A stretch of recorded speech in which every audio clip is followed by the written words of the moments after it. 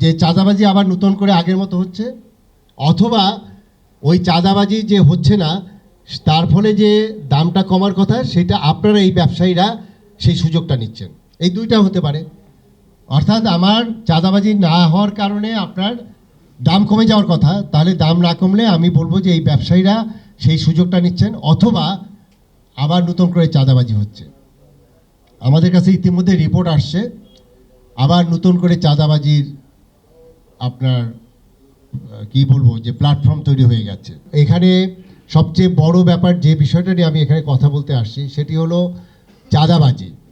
এবং সেই চাঁদাবাজি ছিল আমরা 5 তারিখের আগেও যেটা দেখেছি, যখন রাস্তাঘাট বন্ধ ছিল, অনেক সময় আমাদের ব্লকেট ছিল, বাংলা ব্লকেট বিভিন্ন কর্মসূচি ছিল, রাস্তাঘাট বন্ধ ছিল। আমাদের নওগাঁ জয়পুরহাট থেকে একটি ট্রাক ভাড়া যেখানে 14,000 টাকা ছিল, এবং সেখানে আপনার রাস্তায় সমস্যা ছিল, জীবনের হুমকি ছিল, এই 14,000 ট্রাক ভাড়া আপনার 28,000 টাকা হয়ে গেল।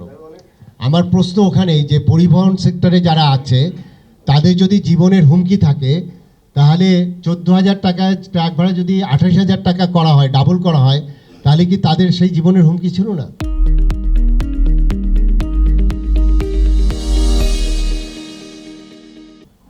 অবশ্যই একই রকম হুমকি ছিল।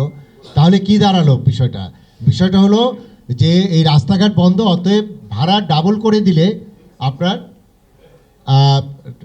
ট্রাক আপনার তারা ছাড়বে ওখান থেকে। তাহলে কি আমরা চালের দাম কমাতে পারবো? তাহলে কি দাঁড়াচ্ছে? একদম সেই পরিবহন থেকে শুরু হয়ে গেল।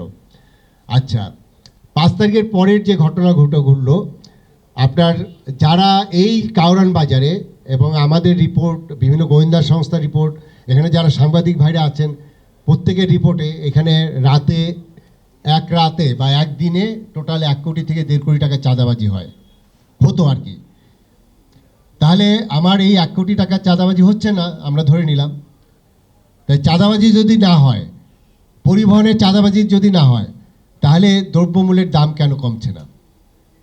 এখানে তো আরও কোনো নূতন অনুষঙ্গ যোগ হয়নি। তাহলে কি হবে? এই প্রশ্নের আমি আপনাদের কাছে করব এবং আপনারা খোলাখুলি বলবেন। তাহলে কি হচ্ছে যে চাঁদাবাজি আবার নতুন করে আগের মতো হচ্ছে, অথবা ওই চাঁদাবাজি যে হচ্ছে না তার ফলে যে দামটা কমার কথা সেটা আপনারা এই ব্যবসায়ীরা সেই সুযোগটা নিচ্ছেন। এই দুইটা হতে পারে।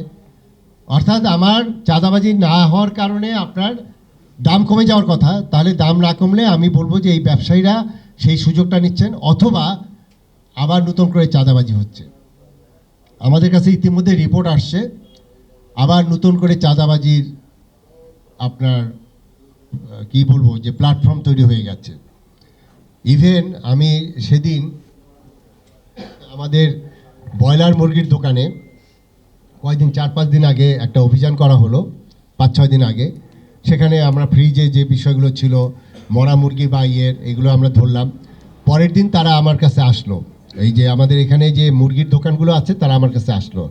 আমি তাদের কাছ থেকে যে তথ্য পেলাম সেটি হলো এই দোকানগুলো একটার সময় সিটি কর্পোরেশন থেকে 60,000-70,000 টাকা করে বরাদ্দ নেওয়া হয়েছিল অনেক আগে।